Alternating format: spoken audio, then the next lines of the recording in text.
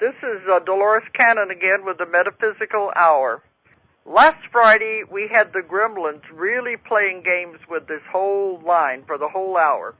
It kept disconnecting us and reconnecting us, and at one point there was even something that sounded like Gremlins laughing electronically on the line.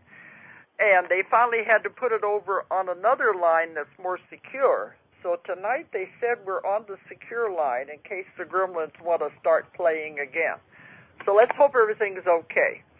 All right, I have a guest tonight, and the guest is in New Zealand.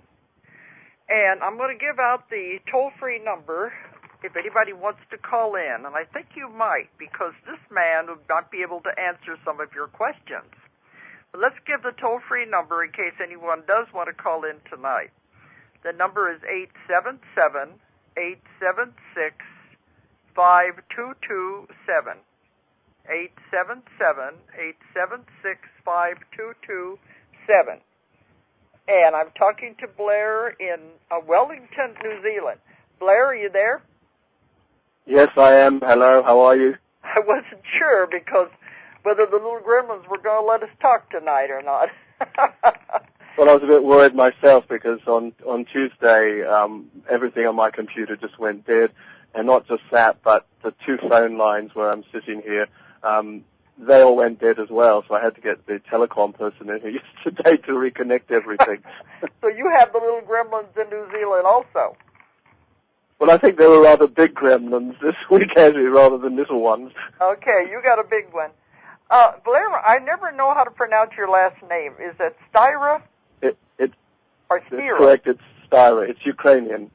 Okay, Styra, because I never was sure. This is Blair Styra, and I like to call you a psychic. I know you don't really think you are, but I put you in that category. I know you're a channeler. That's all right. You can do that. Is it okay if I say either one? Absolutely, yes. Okay, because I consider Blair to be the best psychic and channeler in New Zealand, bar none, because I've met him several times now, and he is really very, very good. That's why I meant if there was anybody who wants to call in and ask questions tonight, I'm sure he'd be able to help you. But I met Blair about 5 years ago when I first went to New Zealand, and he is very remarkable. He did a reading for me then, and I just returned from Australia, New Zealand, and I was with Blair again in October. And he did another reading for me then, and he is very accurate. He knows things that, for me anyway, nobody else could know except my family. And he channels an entity he calls Tabash. And he's very famous in New Zealand. He does readings, and he does talks and lectures. And Blair, you do readings for people all over the world, don't you? That's correct, yes. I've been channeling Tabash publicly for around 17 years. And my work has taken me into the UK, obviously New Zealand. I have worked a little bit in France and obviously in Australia as well. Yeah. And it's a bit like Spirit says to you, go to a place and you take yourself there, and sometimes I have absolutely no idea how it's going to work out, but it always seems to. Mm-hmm. Because you said that you were, it's been a long time, but you started out just being, tell us how you really began. Let's do it that way. All right. Well, I think I've always had a connection with what I'll just call the God energy. And, I had a normal growing up period. I was actually born in Canada, and my family immigrated to New Zealand in the early 70s. Yeah. And looking back in retrospect, I realized that was a poignant moment for me in the changes in who I was as a spiritual being. And, just living a normal everyday existence, etc. And it was through my wife actually getting cancer that I started looking at the spiritual part of me in a really strong way, because at the time it wasn't a very good prognosis. So we started looking at concept of life and death and where she was going to go. But it really changed our whole understanding and perspective of the formula of life, and I realized that consciously there was the mind, the body, and the spirit. And so by embracing the spiritual aspect of myself, or as I like to call it, the godness in me, then I realized that by bringing that in, it made the formula complete. And so therefore, it just enhanced my life. And I mean, at the time, I wasn't thinking about doing anything like this as a job as such. In fact, if anyone had sort of said that to me, I would have said, oh, look, the elevator doesn't go to the top floor if you think that. and so it just sort of happened and unfolded, and I realized more and more that the more I read, the more I connected up with the idea of my godness, then the more it was helping me understand that I was a multidimensional being of energy. And then little by little things started to shift a little bit more. I started realizing that, the ideas that I had about myself as a human being were changing so much that it was changing my perception of what I could be, what I could do. And again, still not thinking that, I'm going to be doing spiritual work. And we had made a trip overseas. We were in the UK. And while we were away, my mother-in-law had passed away.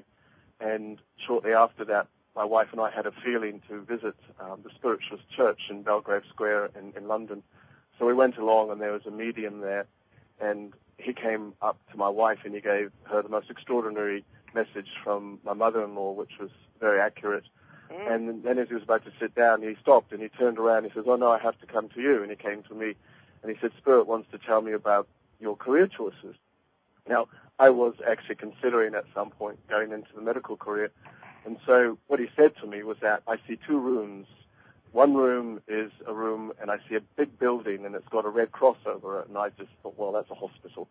But then he said, the next room, I see a big room full of light. And I had no idea what he was talking about at that point. But I thought, oh, well, it's a room of light. But he said, whatever you choose of these rooms, you're going to excel in. Anyway, we finished our travels, came back to New Zealand, and I was just flicking through the paper one day, and I just saw this little tiny advertisement for a woman who was a channel, and she was doing a public meeting in Wellington. So we went along to this meeting, and she channeled at the time the Egyptian goddess Isis. And the information that was coming through was really amazing and extraordinary. It seemed to really resonate to me.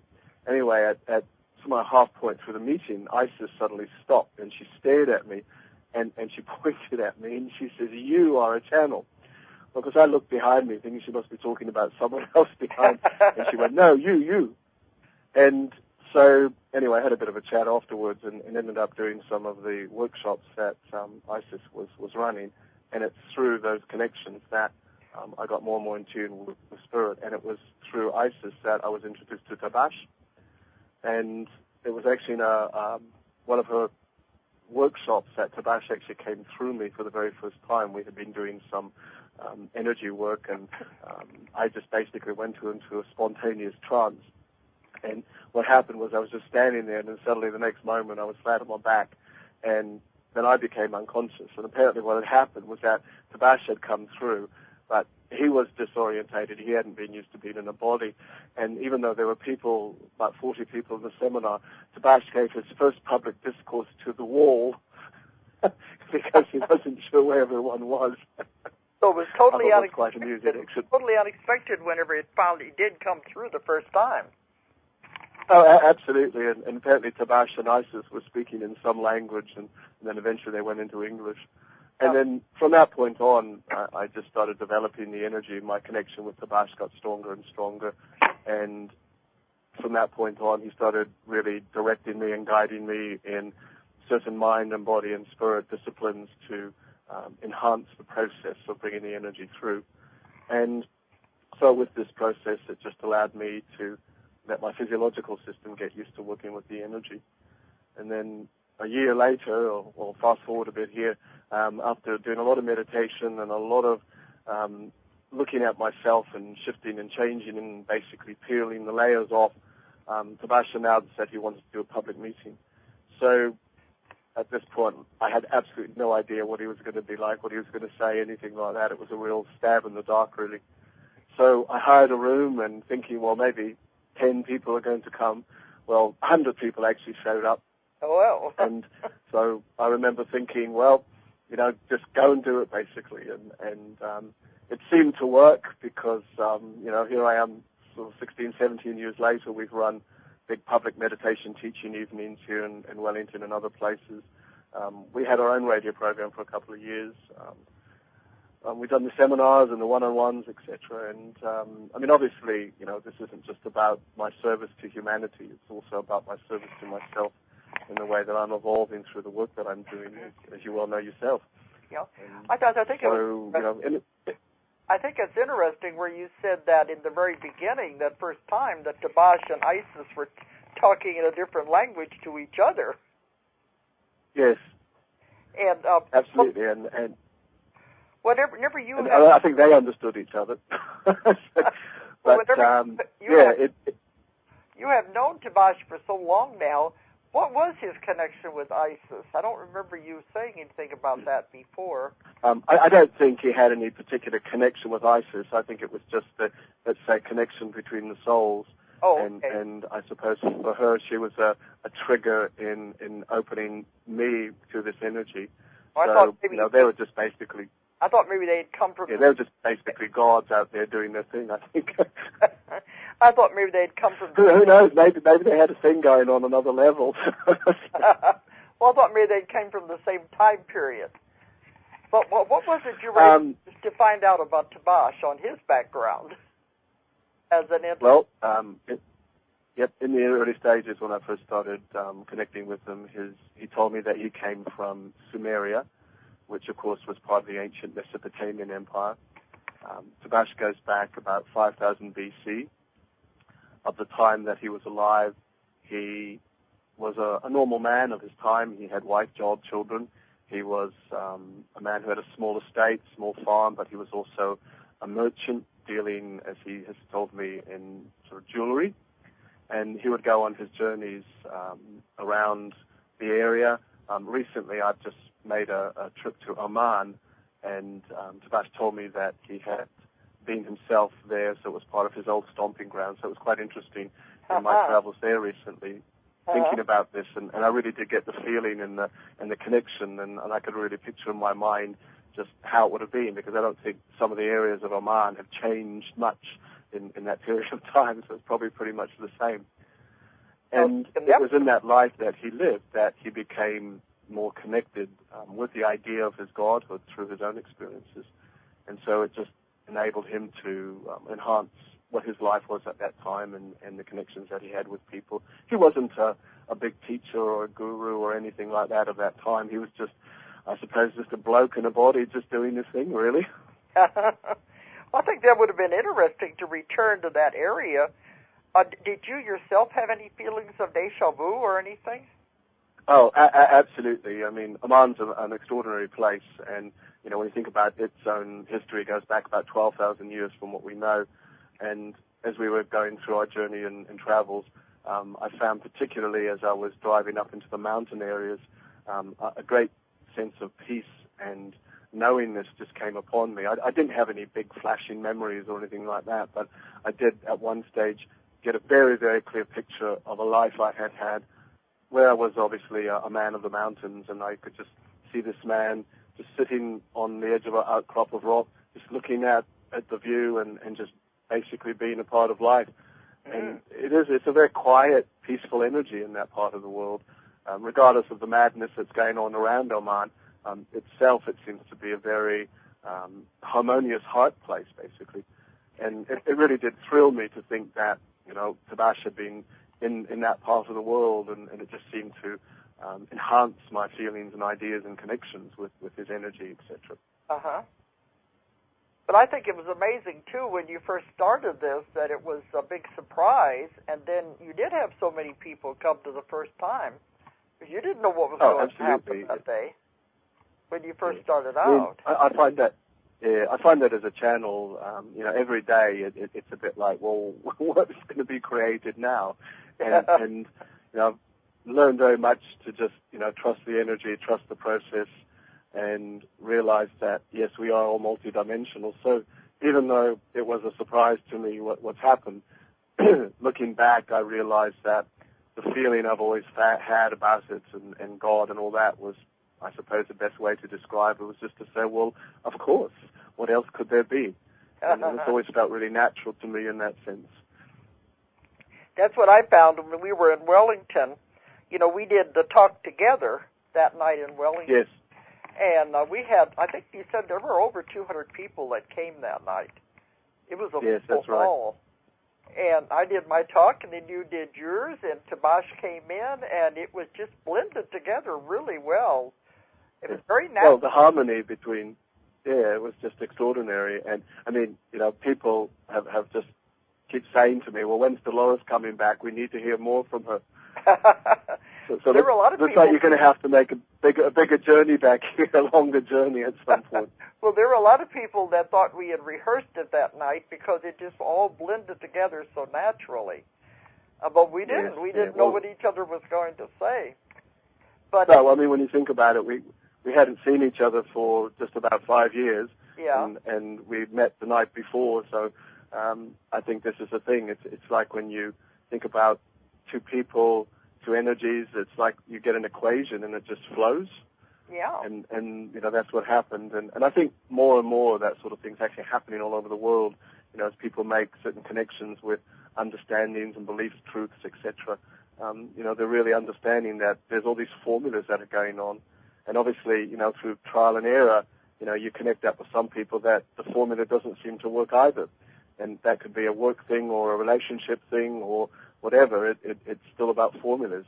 Yes. I think that the formula between us seems to work quite well. I know what you mean. But I remember that night when Tabash came through for the audience, it was so natural. He is so funny, and he's very, he just communicates so wonderfully with the audience. So I think he's quite a showman, as you know. And but the thing is about Tabash, it's like he's so human through my body that it's probably hard for some people to discern that's this entity actually channeling through me. And it wasn't always like that in the early stages of working with him. The way that he used my body, there was very little animation in the body. The eyes were closed. He would just stay very, very still, and he would just talk. And gradually, as my physical body adapted to his frequencies, then he became a lot more animated. And in the early stages, I'll tell you some funny stories when Tabash started coming through me more consciously and more fully. He announced one day to my wife that in order for my body to get used to being with his energies more, Tabash actually wanted to have a day in the body. The whole day? And so Kay, my wife was saying, a day in the body? God, how am I going to entertain him all that time? What am I going to do? So what they ended up doing was they went for a walkabout, and, you know, Wellington is quite a compact city, so it's easy to walk to places. So they actually walked up the road to the zoo, and so Tabash had a little bit of a wander around the zoo and was apparently talking to the animals and things of that nature. But a few people had discovered this was going to happen, so we had a bit of an entourage with us, following us around wherever we were going. Yeah, you had people. But on the way back, we went through this little town area, and Tabash decided that, you know, because I had missed out on the day, he wanted to reward me. So he stopped off at this shop, and he bought about 14 orchid plants. And so when I got back into my body, I found these orchid plants. But of course, the thing is, he paid for them with my credit card. So I bought my own present. Oh, boy. But I can see the people following you around, too, wanting to know what was going to happen. Well, it'll be an interesting experience. And we've taken him to places like supermarkets and things, and in a very loud voice he announces, you know, what not to eat and all that sort of stuff. And I remember one woman who was a bit confused because there's some prices of a cheese that were not the same as what had been in the newspaper, and she was bemoaning the fact, and she'd been talking to Tabash about this and not knowing that it was a channeled entity. And apparently he turned to her and just said, well, you humans are very good at confusing yourselves. Well, one thing about Tabash, he is very honest. He will say things. Oh, absolutely. And yeah. And that's what I like about him. He's blunt, to the point, fairly in your face, but that's just his delivery, and he's not going to beat around the bush. And, you know, the thing I love about him, too, is he doesn't talk about a whole lot of ambiguous New Age nonsense. He gets into the core of, you know, how it works and what it's all about. But also I think it's important that people still understand they've got their free will to define what they actually do with the information. So I don't expect anyone to ever take what he says as the gospel truth according to him. And so it's just his opinion based on his observations. Their free will to make their own decisions. Oh, definitely, absolutely. Yeah. I think too many people perhaps feel like when he does take over the body and does the channeling, where do you separate, don't you? You go somewhere else, don't you? That's correct. Yep.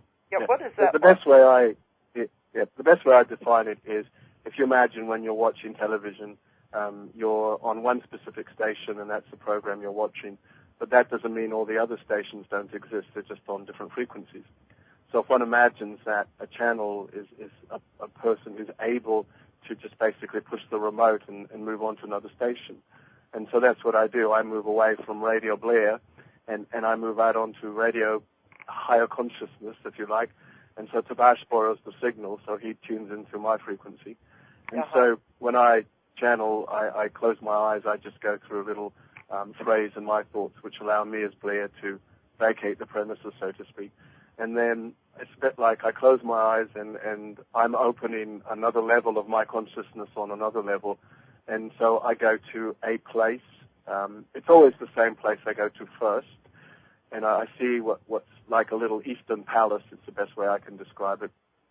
If I stay inside, I go into one of the rooms where I meet up with my spirit guides and teachers, and I'm taught truths, understandings, etc. There are times when I go outside, and when I do that, again, I meet up with teachers, or I actually get sent on missions. And just as an example, just recently in one of my missions, my spirit was actually sent to a man in New York, and he was contemplating suicide. So my mission was to influence his energies to lift his consciousness so that he could feel better and realize that there were other choices and other options. And I mean, this is happening all over the place with not just channels and psychics and mediums, but I think that as people, I think we're working on all sorts of levels all the time. And, you know, we do this in our sleep states. We're out there perhaps sending peace and harmony and balance, or working through our stuff, etc. So it's not like you're going out there and hovering around on a cloud and eating grapes or something. Well, that's what I found in my work. Definitely put to work. Yeah, I found that in my work, too, that people are doing work in their sleep state, and they don't remember anything about it. But they're off helping. A lot of them say they are helping people cross over, or especially if there are disasters, when there's a lot of people leaving the planet at once. A lot of people are doing work in the sleep state, escorting them and make sure they're going to the right place. But, you know, when they wake up, they have no memory that they've done any of this work. Yeah. It's probably just as well sometimes that, you know, I don't think some people could probably cope with some of the things that we're doing out there on other dimensions. It'd be very confusing because we have to focus on this life anyway. But then when you're off doing these things, is it like a signal or something that you have to come back into the body when it's time? Yeah. What happens is I usually find that it's like a vibration, a vibrational pull, and it's not even like a thought process. It's just because out there there's no time, it doesn't exist, so one just finds oneself just suddenly moving from that consciousness back into another place. And it is interesting because I note, and you'll note this too, that over the last year the vibrational energy is altering in a very extraordinary way. Things are transforming as we become more integrated in mind, body, and spirit. And so what I'm finding is when I come back and I really feel like I've been way somewhere far, and it's just taken a little bit more to sort of come back into being clear in my conscious state. And the people have been saying to me that my body, and it does this a lot, my body glows when I channel with spirit. Yeah. And apparently this is getting more and more. And when I've asked Tabash about this, his reply was, well, when you channel or when you attune to spirit or frequencies, what you're basically doing is you're pulling God's light through your body. And because the energy of God is getting stronger on this planet, what's happening is that, you know, we're glowing more. And I think a lot of people are actually realizing this. A lot of people are heating up at nights more because we're actually pulling more of the power of life through us in an unconditional way. Yeah. And but you know, it's Blair, a great thing because it's just... Yeah, Blair, some people have said when they've seen me lecture, they see me glow. And yeah, absolutely. I seem to change. They said, well, I'm doing lecturing. So yeah. I remember some years ago, a woman came to see Tabash, and she was part of the production team of that TV program called Touched by an Angel that used to be on. Oh, yes. Uh-huh. And when Tabash came through, of course, the body started glowing, and the woman in her American voice said, "Oh my God, you're just like Monica." But she said, "You're without the light behind you. You've got it inside of you." So I'm going around carrying my own key lights within me. You see. But anyway, whenever it's time for you to come back, it's like reorienting yourself. I mean, you said it's like a change in vibration. It just pulls you back into the body, or what? Yeah, it's not like a feeling I have, but it's just suddenly, again, I'm opening my eyes and I'm back into my body. And, when you have a sense of yourself as a multidimensional being of energy, I think it's actually quite easy to just flick back into the station. In the early days when my body wasn't quite used to that, there were a few times when it was a bit like a crash landing, and so my body would jerk in quite a major way. And I remember at one time I found that I was sort of half in my body but half out. And so there's part of me that was sort of flopping around, and the other part was just sitting up in the chair. So it must have been a bit bizarre for the client. There's always a bit of fine-tuning that you need to do in the early stages of anything like this. Yeah, so that's why I think this is not something for people to play around with, anyway. But I think a lot of people. Yeah, I think everybody can channel, and obviously there's lots of different ways that people can do that. But, many people have actually said to me, "Oh, I really want to learn how to channel like you." And, my reply to that is, well, it's obviously my karma to channel in the way that I do. I've chosen to do it in this way. Yeah. And even though I believe everyone can channel, it may not be your karma to do it in this particular way. And so you've got to go to your inner self and think, well, if I can do this, what is the best way that will serve me? And I don't think people it's necessarily want to give up their consciousness and let some other energy come into their body. Well, it's not something you would be able to teach anybody. No, I don't think it is. I think it's like anything. You have these natural aptitudes, and when you see people advertising workshops for channeling your spirit guides and all that sort of stuff, then it's not that I'm dubious about it, but it's just like I hope they don't get disappointed if it's not their karma to be able to do that. But anyway, whenever you come back in, is it disorienting at first? No, it only takes about 5 seconds to click back in.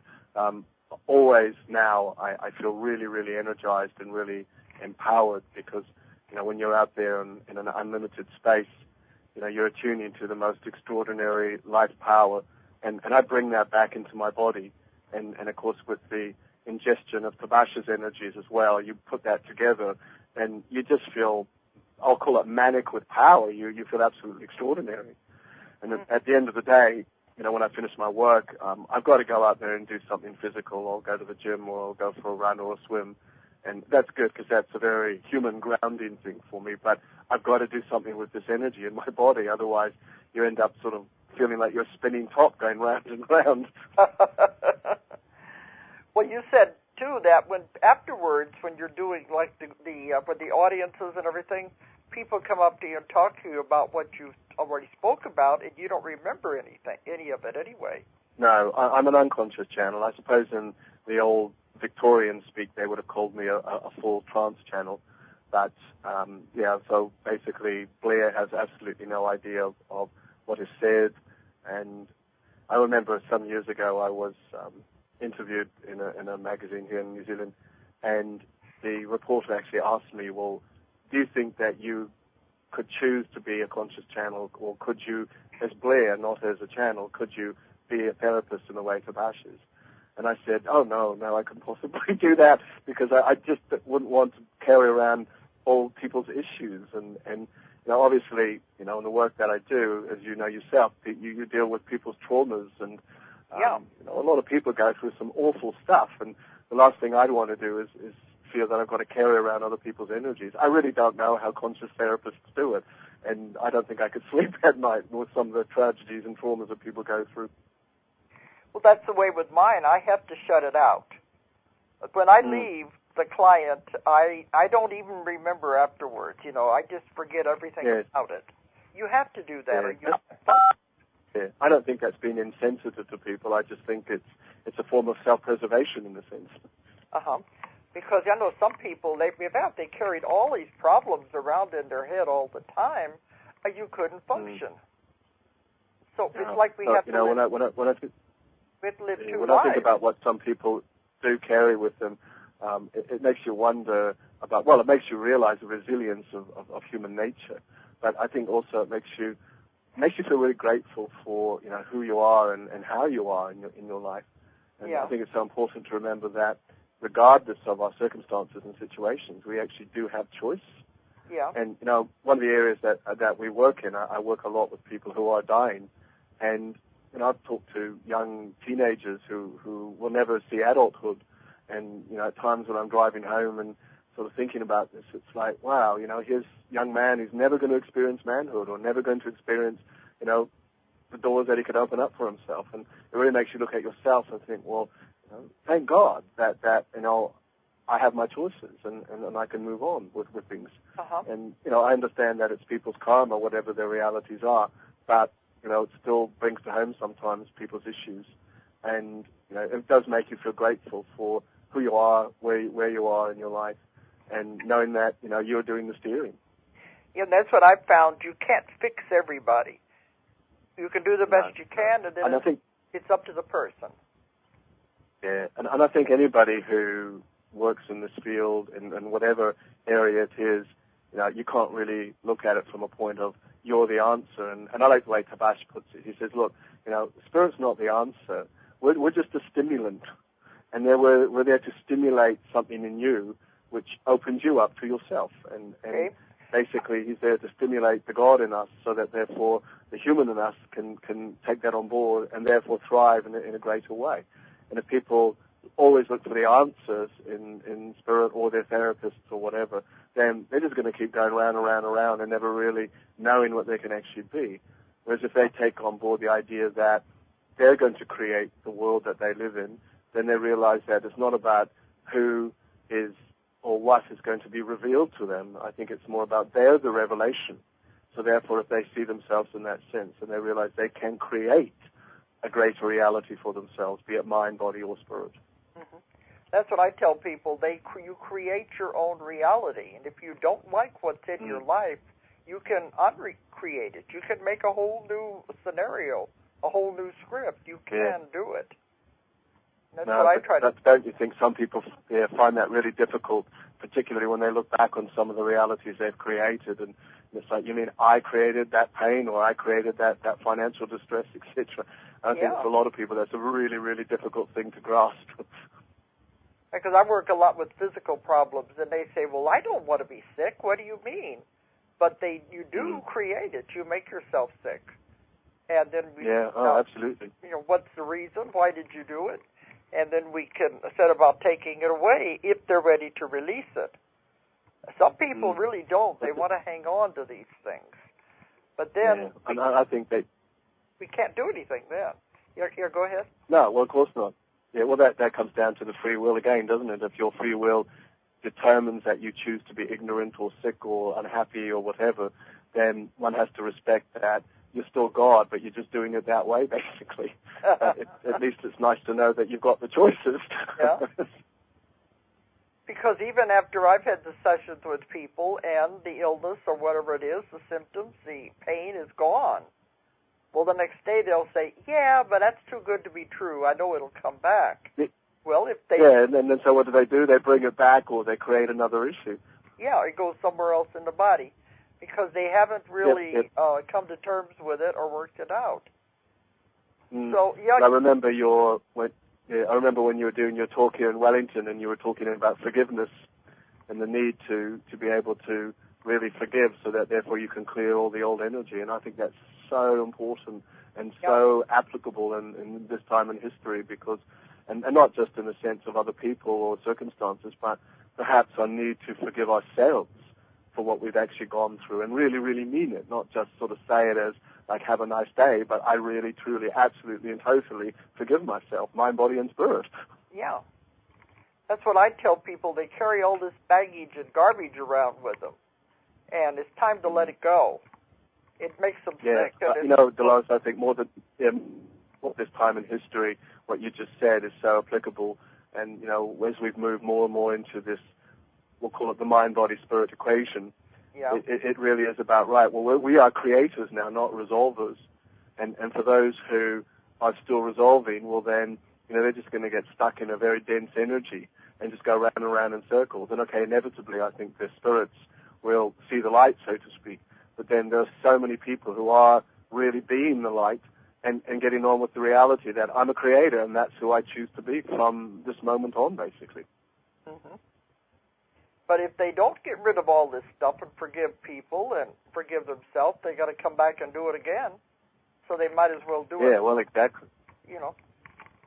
They might as well get rid of it. But I think that's difficult for people. I think sometimes some people might think, oh, well, if I can come back and do it again, well, I'll wait till then. In the meantime, I'll just stay miserable. Well, that's their choice anyway. Absolutely, yeah, absolutely. But who are we to argue with them? Well, I know you do have a lot of private sessions, and you do a lot by telephone too, don't you? I don't do a lot by telephone.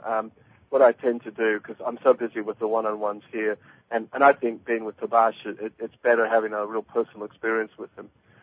What I do is that with some clients who have seen Tabash and know him, then at times I will permit the odd telephone consultation. But what I do is during the morning, I put some time aside here in New Zealand where people have been to see Tabash, and this is just a free service I offer. They can just pick up the phone, and if they have a quick question, they can just run it by him, and he'll just give them the information. And at times, a bit of email stuff now and then, etc. But I try to keep that fairly minimal because, it's my time and energy too. So even though this is my vocation, so to speak, I still got to create Blair time as well. Yeah. So I prefer not to do too many telephone consultations. Well, I was thinking if people were in other countries wanted to contact you, if you would do you do it over the phone. Yeah, well, no, it'd have to be a one-on-one sort of stuff. So it's like I say, I'm busy here in Wellington without having to sort of keep the phone line so busy at this time, which I know is a bit of a nuisance, but you got to draw the line somewhere. Yeah. But during the day, how many people do you see then?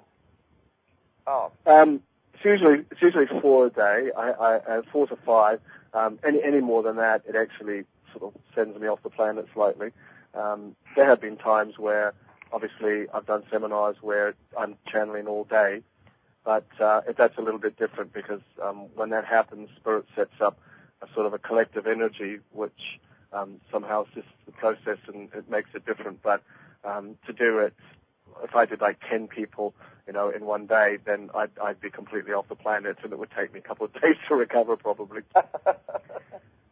But you also, don't forget too, and you know this yourself, when you're dealing with separate people, you're dealing with separate energies all the time, and so, that does have an effect on your energies. If you have a client who is sitting here sobbing through the whole session, well, on some level, your physical body is going to pick up their distress, so you have to be quite disciplined in yourself in regards to how you do your own emptying hours and not taking on board other people's energies. Yeah. Well, so you would do maybe 1 or 2, and then you would take a break anyway before you'd see some more? Well, I always have half an hour in between each client, and that just allows me to just chill out a little bit. Uh-huh. Because you said at the end of the day that you have to go and do something physical to ground yourself. Oh, absolutely, because you get that build-up of energy. And, you just, like I said, you've got to go and be productive with it. And it's actually quite amazing because sometimes you feel you have this extraordinary superhuman strength. And there have been times when I've gone to the gym and I'm doing a workout with my gym partner and I will lift weights that I wouldn't normally be able to. And he's just sort of sitting there looking at me and he goes, I don't know how you do this. And as I said, well, if you think about it, when you think you can, you do. But if you think you can't, well, then you don't. Yeah, that's true. That's very true. Yeah, yeah. And even though he knows who I am and what I do and all that sort of thing, I can see in his brain he's still trying to figure this all out and how it all works. Okay. Well, we still got a little more time here. I was wondering if you have any more stories you wanted to tell. Any cases? Well, it's not so much a story, but it's more like probably a message to everyone that is actually listening at this particular time. And, you know, I'm just picking up information now from Spirit as I'm saying this, is that if you think about this time in history, this is a time where, if you like, we really get it. And when I mean get it, I mean we get the whole idea that we are a formula, and that formula is made up of the mind, the body, and the spirit. So this is a time in history where we are integrating the energy of life, and the formula of life is best created from the idea of the God energy in us.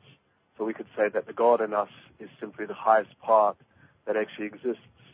And so it doesn't mean that we have to establish some big major practices in a sense. I think that often just through the way we run our everyday life as mind, body, spirit is actually enough. And I think that if our minds or our bodies or our spirits need to do a little bit of extra, well, then that's when we get a sense of, oh, I must visit a psychic or a channel or do a seminar or have a regression, or physically I must change my diet, etc.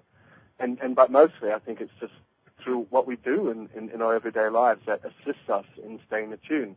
And the way I do it personally is you know, when I wake up in the morning, my first thought is I have always been God, mind, body, and spirit. And then I get up and I go through my morning ritual, and while I'm doing that, I just think in my thoughts, in my world today, I'm focused, I'm healthy, I'm clear, I'm whatever.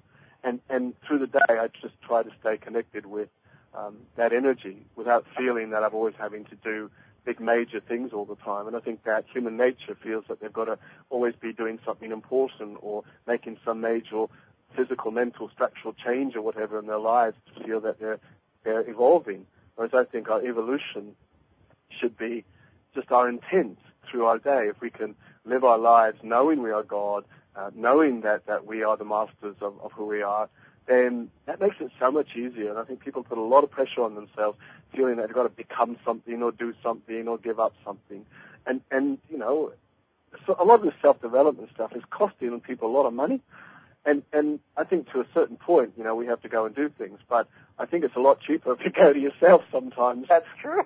and this, well, it is truly. And you know, you don't have to spend thousands and thousands and thousands of dollars in trying to get it. Whereas it's cheaper if you just go to yourself and think, oh, well, there I am. There's the answer. And so, but again, I think a lot of people think, oh no, you know, I got to pay $5,000 to do that seminar, and then everything will be okay. And what happens when it's not? Yeah. And you know, you see people going to, you know, they do a lot of guru hopping or seminar hopping, looking. This time I'll get it. This time it's going to happen. I've got friends who do this on all sorts of levels, and you know, you look at them and you think about, you know, I've got one friend who I know has spent $100,000 on all sorts of self-development stuff, and they have not moved on in their lives because they're not going to themselves. I mean, that's just their journey and all that sort of thing, basically. Well, I think you know, it's the same thing of wanting somebody to fix you, you know. Yeah, absolutely. I feel really privileged in the position that I have created for myself here because, you know, I've met the most extraordinary people in my own journey, and not just from a spiritual perspective, but from all levels. And I never forget to think that we are all mirrors of each other. And so, you know, whenever I bring a new person into my life, I always sort of think, all right, well, how is this person myself? Because we are always looking for ourselves all the time. And so we do this by the dynamics of our relationships. And I think if we can be really, really honest with ourselves in that sense, then it just gives us such a great opportunity to discover more, reveal more. And I think of what Tabash says at the end of our meetings. He will always say to the audience, always say hello to someone that you've never met before, because you never know when you may be resolving something, or you may never know that you may be giving someone life just by saying hello. And I think daily we have all these wonderful opportunities to be able to serve each other without having to do anything major. It could just be a smile we give to somebody, or it could just be, you know, chatting away as you walk down the street with a stranger. But people have become so afraid to do that, and everyone's put up their walls and their barriers all over the place. And I was reading something the other day, and it said, "Isn't it funny that man can put a man on the moon, but you can't go across the road and say hello to your neighbor?" And I thought, that about sums humanity up. Yeah, that really makes sense too, because that's one thing. Well, I mean, but what?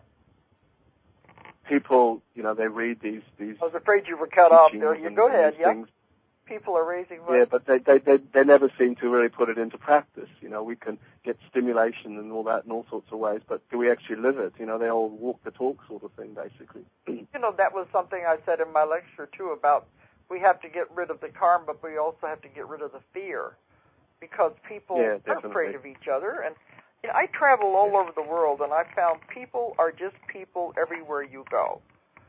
They all want absolutely things. They want to have a family. They want to have a good job and take care of their family. It's if more people traveled, there wouldn't be the wars and the violence. We'd see we're all alike. That's what I try to do. Well, I mean, yeah. This whole collective consciousness thing at this particular point, I find it extraordinary that when you look at the world at the moment, you can see every system is breaking down. I mean, Tabash spoke last year about the present problems that are happening in the world economy at this particular time. Oh, yeah. And I mean, these are just the old systems, the political systems, the intellectual systems, mental, everything is breaking down. But I don't think that's a bad thing. I think it's just making way for the new systems that are being created. And they're probably similar to the old systems, but they're just with the concept of the godness in as well, basically. And there's that old phrase, science with the knowledge of God is beneficial. Science without the knowledge of God is destructive. And I think that it gets back to that whole thing about equations and formulas and the fact that, you've got to adhere to the mind, body, spirit. And when you do, you have harmony. And when you don't, well, you don't have harmony. And harmony is the natural state of everything. Yeah. If you let it be. See, that's also what's happening to the world. The world is cleansing itself, with the tsunamis, earthquakes, and all of these things that are happening. So everything is being brought in. Isn't it interesting? People are so afraid of that because a lot of people are afraid they're going to die. But of course, when we die, we just go home and everything's cool. Yeah. And so, but it's just this whole attachment to their lives, to their bodies, to their things, all that sort of stuff. And a lot of people, even though who somehow understand spiritual energies, they still covet, their possessions or whatever it is. And it's not so much about not having things, but I suppose it's more about what your attitude towards it is, basically. Mm-hmm. Because that's what I found. You can have absolutely anything you want, but first you have to believe. And I always tell people to do it for the right reasons, do it for positive. Mm. Because energy is just energy, and it could also go the negative way. You want to make sure you of course it can. always create for the positive. I'll tell you a story about a client and who's a person who's a multi-billionaire, and he has life and businesses and everything all over the world, and he has what he wants, but he loves playing the pokie machines when he goes to cities, you see. and the thing is, he always wins, and I'm not talking like a couple of bucks. He will win $250,000, $500,000. And this annoys people enormously because they think, well, he's got all this money. Why is he so lucky? Why does he keep winning? And the reason is because whenever he wins, say he wins $250,000, what he will do, he will keep $50,000 for himself, and he gives the $200,000 away. And so he always does this, you see. And so he keeps winning because, it's like God said, all right, well, you take your bet, but you got to portion the rest out to whatever he does, basically. And he could just give the money to a pastor, I give it to a certain cause. And I've known this man for years and years, and it always happens. and he's got the right attitude, you see. Okay. But I think it's all relative. Yeah, it's relative to everyone's life, I mean, obviously, if you're not financially independent, then it's like, okay, well, what aspect of myself can I give over? It could be a bit of a time to someone, or it could be do some community work or some involvement in some charity work or something. There's always something that we can do all the time. I've done a lot of volunteer work myself in the hospices, and you realize that you're getting something out of it, but it's really about how we all serve each other. And I think that we all have to learn how to do that in a really unconditional way now. That's the thing. Well, Blair, I'm watching the clock because when it gets to a certain time here, they're going to they pull the plug anyway for the next... Yeah, pull the plug. So is this time for goodbye, is it? Yeah, the hour goes fast. It really does. But I do want to tell you... It sure does, that's for sure.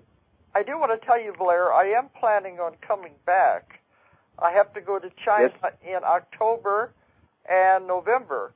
Yep. And they're wanting me to come back through Australia while I'm there in Singapore. So I said, it's possible I'll make a circle and come back through New Zealand on the way home. Yep. So if it's possible, we'll all get together again then. Well, I think that if we want to create that reality, then we're going to, and I think it would be extraordinary to connect with you again. And I know that people here in New Zealand are definitely wanting more of you, that's for sure. Okay, and, so anyway, it'll be the end of the year. But why don't you tell people how they can get a hold of you if they do want to reach you?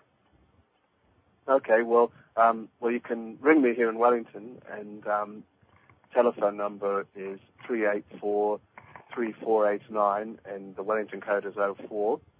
Or if they wish to write to me, my P.O. box is 11556, Wellington, New Zealand. Okay, and you don't have email, you said?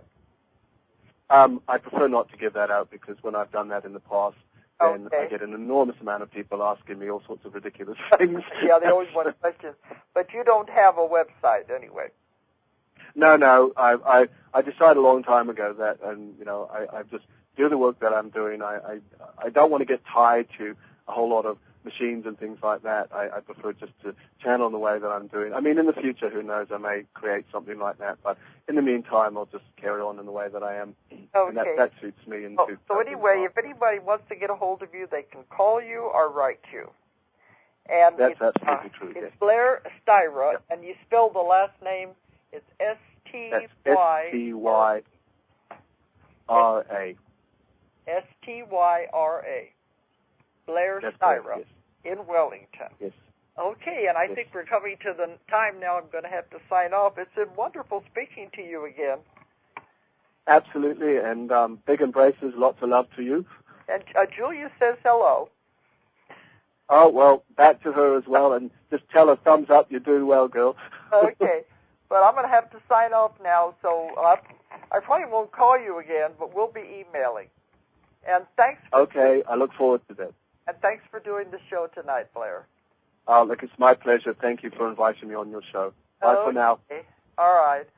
And we're going to have to sign off now. So good night, everybody.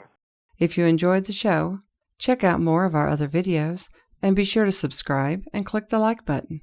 Thank you for listening to the Metaphysical Hour with Dolores Cannon.